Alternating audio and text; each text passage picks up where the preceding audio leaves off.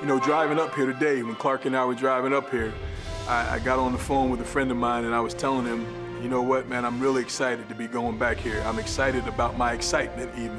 You know, I'm often asked if I made the right choice in choosing a university, and without a doubt, I made the right choice. I made a good choice, and I'm proud of my choice, and I wouldn't change it for the world. Because even the tough times have made me into the man that I am today.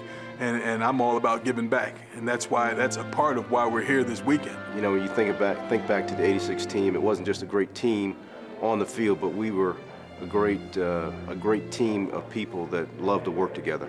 Ladies and gentlemen, a big Penn State thank you and welcome back to the members of the 1986 National Championship team. What was special about our group, I think, is that you had a lot of guys rowing in the right direction. People who were high school All-Americans came to Penn State, and they kind of checked their egos at the door. I got a chance to meet a great group of guys who took me under their wings and showed me, you know, the Penn State way.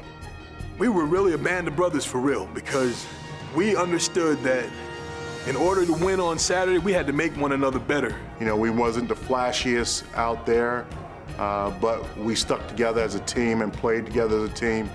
And that's why we had great success. The least favorite moment was obviously losing in the Orange Bowl against Oklahoma in '85.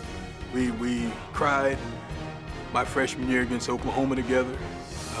We made a vow together that year that it wasn't going to happen again, and we came back the following year, wound up 11-0, and in that same position again to play for a national championship. That made us family. It's a lifetime thing. It's not fake, it's true.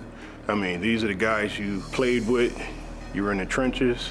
There's not any place I wouldn't go with those guys, because it's always about security and knowing that those guys have your back and that you can trust them. That's what this thing has been about, and that's what it continues to be about. You know, when times are good, you know, you're together. When times are bad, you know, you're together. And there were times when in camp, that leading into that season, it was just gut check time. And Steve was one of those guys who was he was a boisterous dude, and he would tell it exactly the way it is. It's tough love sometimes. Sometimes he's brutally honest, even if it hurts you. But you need one of your friends to tell you things brutally honest to get your attention. For someone who's never met Steve Smith, he's one of those guys where, you know, you feel like you're a better person for meeting him. Certainly for the guys that played with Steve, you know, we're all very fortunate to know him. Ladies and gentlemen, a big Penn State thank you and welcome back to the members of the 1986 National Championship team.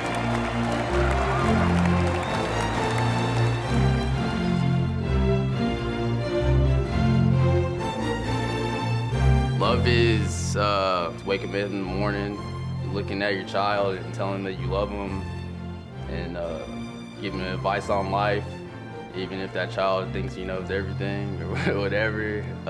Love is being sick, bedridden, not be able to talk, walk, or anything, and still be able to make it out to one of my football games. Yeah, I mean, love is what's keeping my dad alive. Coming out of high school, Steve was a parade All-America.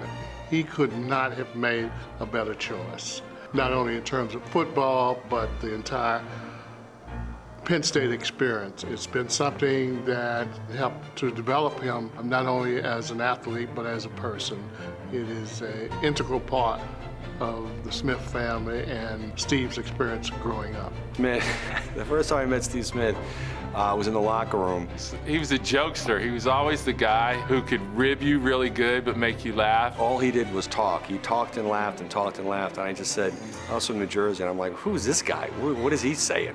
When we first came in, as freshmen, he was pretty big. 6'2", 235-pound guy, fearless. With Tim Manoa and Steve Smith, the Lions could unleash a pair of tanks who could run, block, and catch with anyone in the country. You know, he walked before he talked. And if you couldn't follow his walk, then he would have something to say to you. Block anybody for you and made a big opening. You can drive a tractor trailer through. He was one of those guys who was a Penn State guy where, you know, he gave up a lot of his own individual accomplishments, so to speak, to kind of fit in with the team. And, you know, whatever was asked of him, you know, he would do it, and he would do it unflinchingly. Smith, touchdown, Penn State. Just an honest and dear friend, and I love him with all my heart. Pass to Smith, inside the 30, there goes Smith again, down the sideline, touchdown.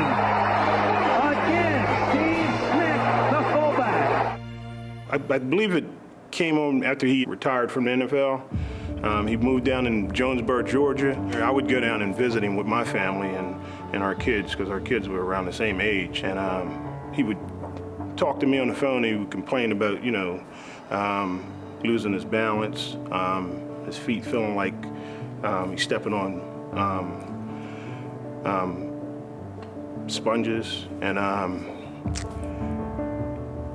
he just was, you know, he was concerned. When Steve was diagnosed, you know, we were all shocked because he's such a strong, powerful guy, and to see him physically now, it's really difficult. In the beginning, when he first took on the disease, it was kind of hard for me, you know, because I never imagined him being in that state, and it was very hard for me to adapt to it first, because every time I would see him,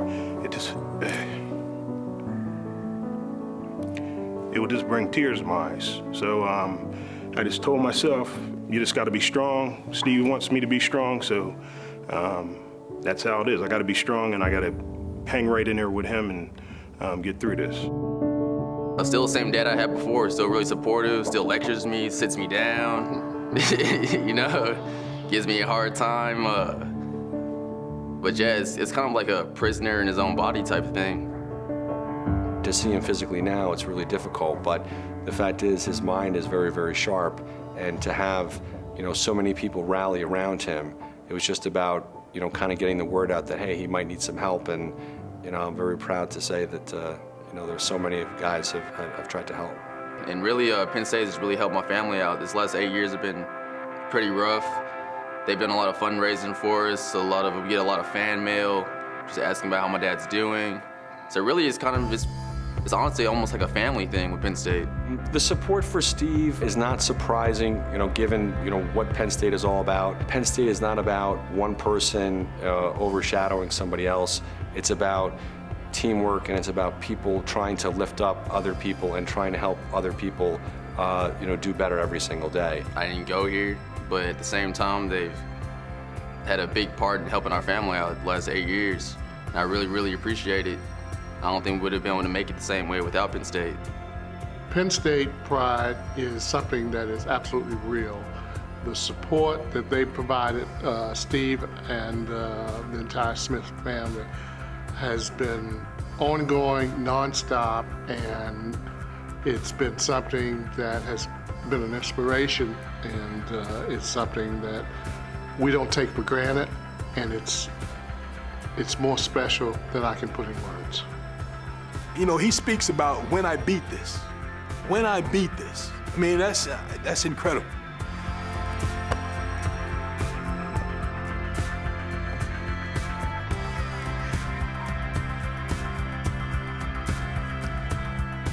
Never give up, man. Jimmy Valvano said it a long time ago, but Steve is the epitome of that. Love him, man.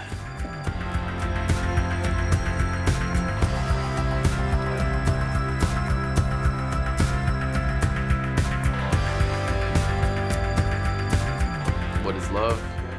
Love is when you're diagnosed with ALS and you don't give up because you want to be there with your family. My dad has shown me that, and I'm gonna carry that on and show my son the same thing.